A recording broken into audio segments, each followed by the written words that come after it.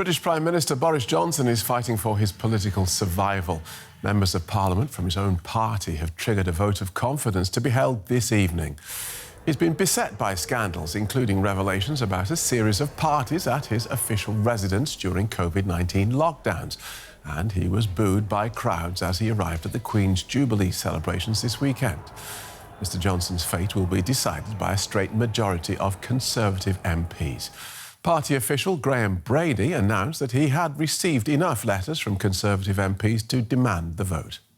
The threshold of 15% of the parliamentary party seeking a vote of confidence in the Prime Minister has been passed. Therefore, a vote of confidence will take place within the rules of the 1922 committee.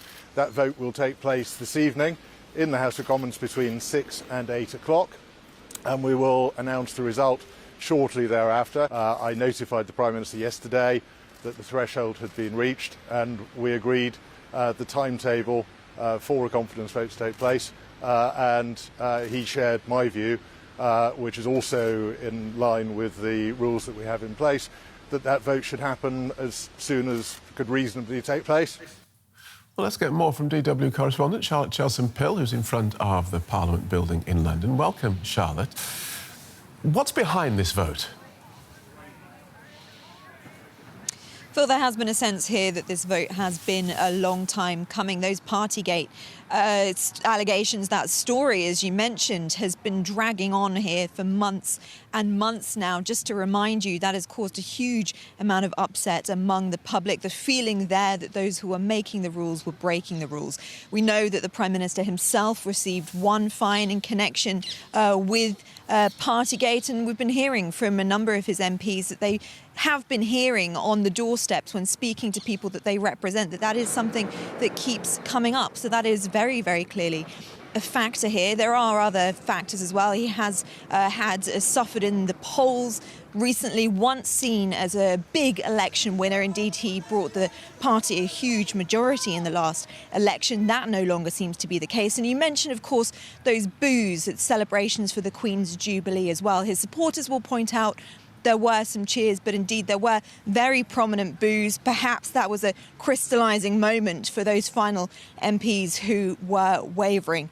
What we do know, though, is it's still uncertain at this point exactly which way this vote is going to go. Yeah, that was my next question, really. So sufficient Conservative MPs have called for this vote. Which way is it likely to go? Well, I think one thing that we have to say straight off the bat is never underestimate Prime Minister Boris Johnson's ability to survive. There are some whisperings. Indeed, we heard from one of his most ardent supporters here just a short time ago that it's in no question that he will survive this. But there is quite a broad coalition of opponents of Prime Minister Boris Johnson, and not along the usual lines as well.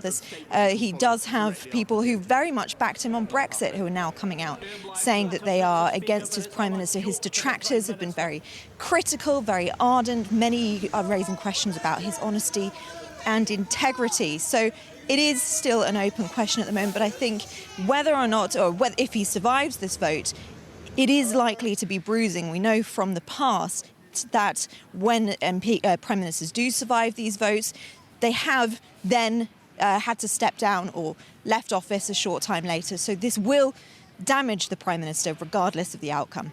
And so, to be clear, this is not a parliamentary vote. This is a party political matter. But if he loses this confidence vote, will that mean the country loses its Prime Minister? That indeed will trigger a leadership election. He will not be able to run in that. Now, a lot of his supporters have said that now is simply not a time for what could be quite a protracted leadership battle. They say that given the situation in Ukraine, the cost of living crisis here at home, it's not the time for something like that. They need some stability here in the country. That's what they are arguing. They say that it would have a huge destabilising effect to have this leadership challenge. There are others who say that this simply isn't the man to take the country through those challenges. Thank you for that, Charlotte. Charlotte Chelson-Pill in London.